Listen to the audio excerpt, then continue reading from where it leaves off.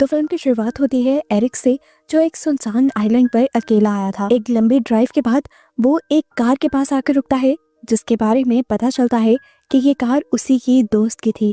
वो कार से उतरकर अपनी कार में से एक रेड बैग निकालता है और इन दोनों कार्स के नंबर प्लेट्स को चेंज कर देता है, जिसके बाद वो दोनों गाड़ियों में से फिंगरप्रिंट रेस करता है और आगे का सफर पैदल ही करने लगता है। वो समुद्र के किनारे एक घर के पास पहुंचा था। अपनी गन निकालते हुए वो पूरे घर को सर्च करता है, लेकिन यहाँ पर उसे कोई भी नहीं मिलता। पता चलता है कि वो यहाँ पर एक डेनिस नाम की औरत को ढूंढ रहा था, लेकिन यहाँ पर तो कोई था ही नहीं। एकदम से उसे लगता है कि जैसे किसी ने उसे पुकारा है। वो घर से बाहर जाकर देखता है, लेकिन यहाँ दूर दूर तक कोई नहीं था। उसे दोबारा वही आवाज आती है और अब वो आवाज का पीछा करते हुए समुद्र के किनारे पर पहुँचता है, जहाँ उसे एक मेटल का बैग दिखता है और करीब ही पड़ा बहुत सारा खून भी दिखता है।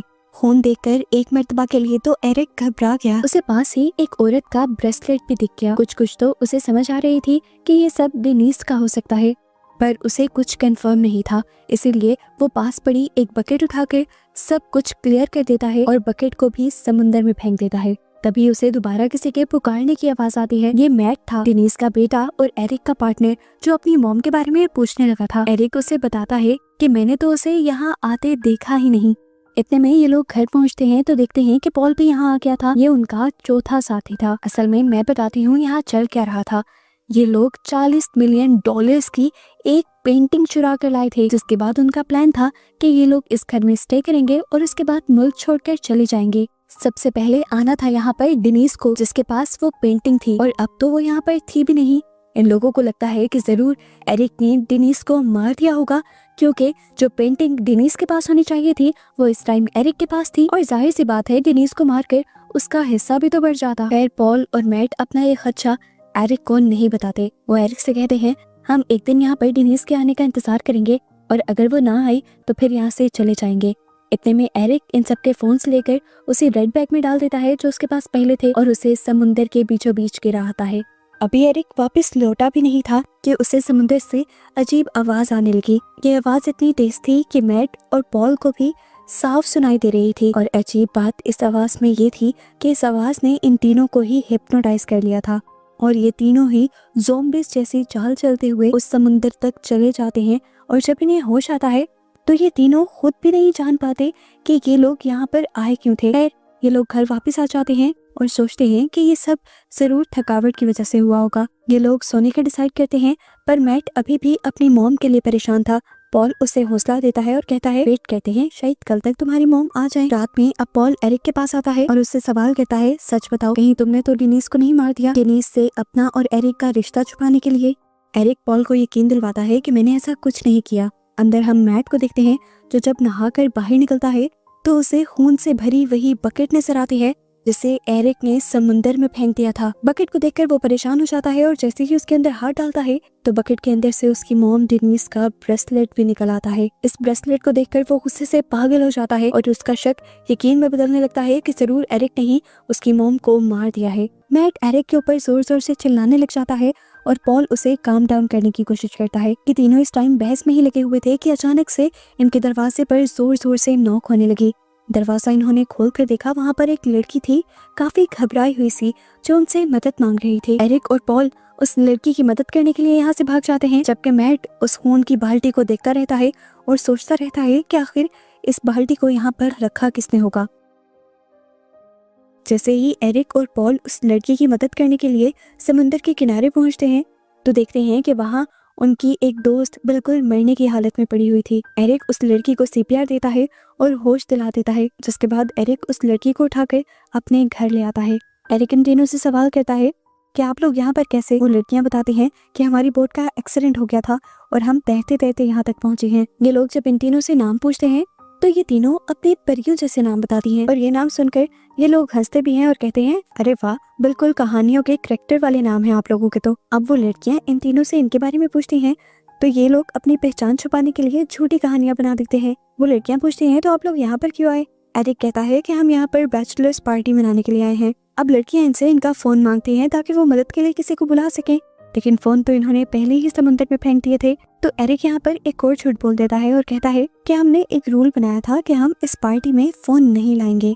अब लड़कियों को ये बात अजीब लग रही थी इसीलिए मैट उनसे कहता है हम सुबह होते ही आप लोगों को कंट्री साइड पर छोड़ देंगे, जहाँ से कोई आपकी मदद भी कर देगा और आपको वहाँ पर फोन भी मिल जाएगा। अब एक लड़की को वॉशरूम जाना था। पॉल उस लड़की को वॉशरूम का रास्ता दिखाता है और साथ ही वो पेंटिंग ट्यूब जो उन्होंने चुराई थी चुपके से वो उठाकर बेड के नीचे छुपा देता है। और तभी उसकी नजर उस रेड बैग पर भी पड़ जाती है जो एरिक ने समुंदर के अंदर गिराया था। अजीब बात थी, वो बैग अब घर के अंदर था। पॉल इस टाइम ज्यादा सोचता नहीं और उस बैग को भी उठाकर बेड के नीचे छुपा देता है। पॉल घबराया हुआ मैट को किचन में लेकर जाता है और उसे बताता है कि मुझे लग रहा है कि एरिक हमारे साथ गेम खेल रहा है, क्योंकि जो बैग हमने एरिक को दिया था समुद्र में फेंकने के लिए वो बैग अब घर पे है और उसके अंदर सारा सामान वैसे का वैसा ही है। ये सुनकर मैट गुस्से से पागल होने लग जाता है और अब उसे यकीन हो जाता है कि जरूर एरिक उन्हें धोखा देने वाला है और उसी ने डिनीज को मारा है। जब एरिक उन्हें घबराया हुआ देखकर उनकी बातें सुनने के लिए आता है तो मैट उसे बहुत बुरा भला कह देता है। एरिक बात को संभालते हुए कहता है अपने इमोशंस पर काबू रखो, हमें किसी तरह बस ये रात गुजारनी है, सुबह होते ही हम इन लड़कियों को अपनी ही कार की चाबी दे देंगे और यहाँ से निकल जाएंगे।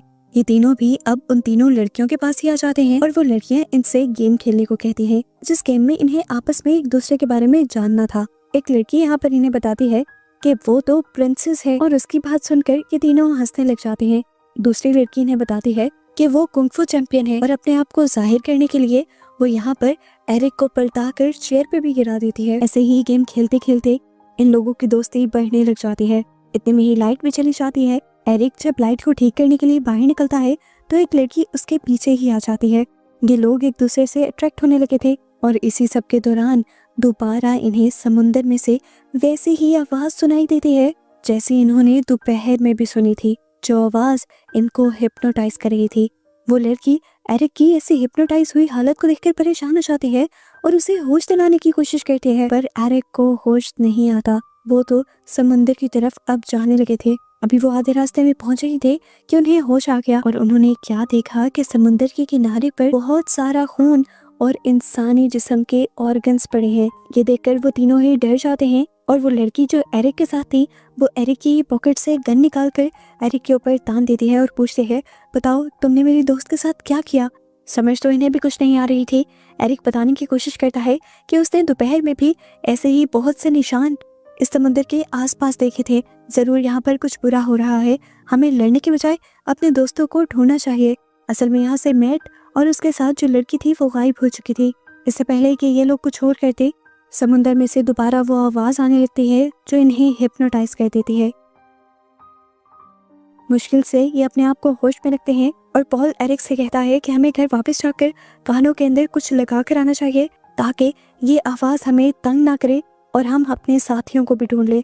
जब ये लोग घर पहुंचे तो उन्होंने देखा कि वो लड़की पहले से ही घर में थी और मैप ढूंढने की कोशिश कर रही थी।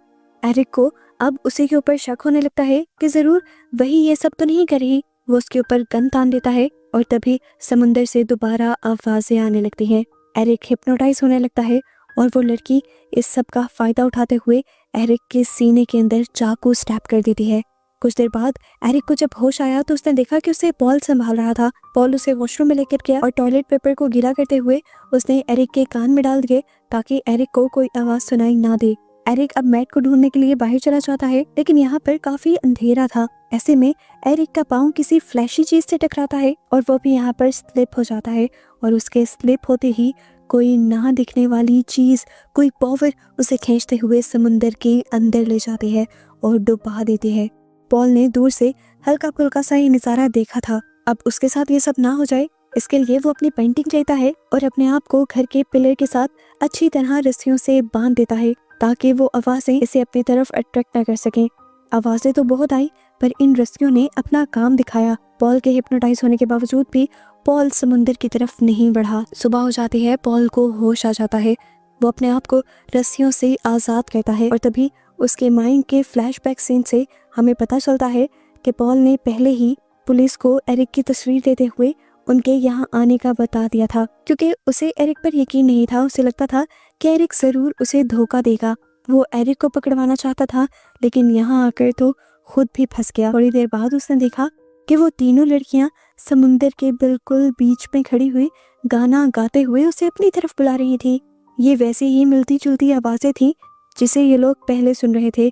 पॉल भी हिप्नोटाइज हुआ उस तरफ बढ़ने लग जाता है और आखिर वो लड़कियां उसे एकदम से पानी के अंदर खींच लेती हैं। पानी के अंदर देखने को मिला कि ये लड़कियां आम लड़कियां नहीं थी, असल में ये मरमेड्स थी जो लोगों को इस तरह ट्रैक करके यहाँ डुबा दिया करती थी। अगले सीन में हम डेनिस को उसी समुद्र के किनारे बैठा हुआ देखते हैं। उसका पाँव इस टाइम बहुत ज्यादा जख्मी था, ऐसा लग रहा था कि जैसे उस पर किसी ने हमला किया हो, लेकिन वो फिर भी बच गई थी। वो अपने ही कपड़े फाड़ते हुए अपने जख्म को बांध लेती है और जब इस घर में आती है तो देखती है कि इस घर में तो कोई भी नहीं था, उसका कोई साथ ही नहीं था, और जिस पेंटिंग को वो इतनी मेहनत से चुरा कर लाए थे वो पेंटिंग यहाँ दीवार पर लगी हुई थी। एकदम से दोबारा कोई ना दिखने वाली चीज आकर डेनिस को भी खींचते हुए समुद्र के अंदर ले जाती है और डुबा देती है। मूवी के पोस्ट क्रेडिट सीन में हमें उस पेंटिंग को दिखाया जाता है जो असल में मरमेड्स की ही पेंटिंग थी। ये सिर्फ एक पेंटिंग नहीं थी, बल्कि इस पेंटिंग के अंदर